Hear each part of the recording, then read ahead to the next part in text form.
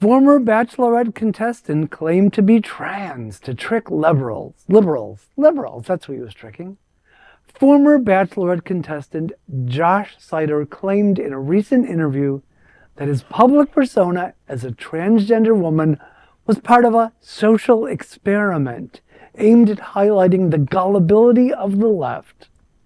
Originally coming out as transgender in May 2024, Seiter faced a barrage of death threats, stating he lived in constant fear for his safety. Seiter's claims include the notion that one does not need to undergo hormone therapy or surgery to be a trans woman. On BlazeTV's Prime Time with Alex Stein, he asserted that many trans women are merely acting out a fantasy, saying, quote, "Guess what? It doesn't magically make them women," end quote. He expressed frustration over what he perceives as intolerance from both the transgender community and LGBTQ members. During the interview, Seiter initially dressed in makeup and a scarf representing the transgender flag, stripped away his disguise to reveal his hoax. He stated, quote, "I faked being a faker. I pretended to be a pretender," end quote. His actions have drawn ire and confusion as he likened being transgender to mental illnesses such as schizophrenia. Seiter's stunt has provoked strong reactions across the political spectrum, as he claimed to have fooled even conservative commentators such as Megyn Kelly.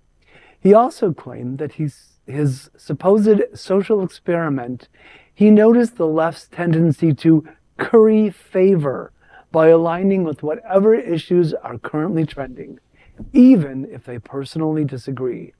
Seiter had previously identified as pansexual in January 2021 and later as bisexual in 2023, but he did not mention these aspects of his identity during his interview with Stein. First of all, it's not that hard to fool Megyn Kelly, so don't go patting yourself on the back, girlfriend. Next, he is a truly despicable and loathsome person. If this is the kind of walking, sexually transmitted infection who participates in shows such as The Bachelorette, I'm really glad I have never watched it. It is so disrespectful. And I mean, there are people dying. There are people choosing to end their lives because of people like him saying things like that. He is despicable. It's disgusting. And I say, let's pull out his platform. I mean, it breaks my heart to know that him saying things like that very possibly might end up with someone taking their life. Right. Absolutely. Right. Yeah, it reminds me of the bullying that maybe some of us in the community went through as children. Absolutely. And to see that is despicable as adults. He should be canceled. I mean, you know, he has no place in media or being out there. Yeah, no, I can't agree more. It's terrible. You're a terrible person. This was not a social experiment. You do not do social experiments on people's lives. We're talking people's lives. We're talking humans. We're talking human beings. And I think what he did was to try to dehumanize trans individuals.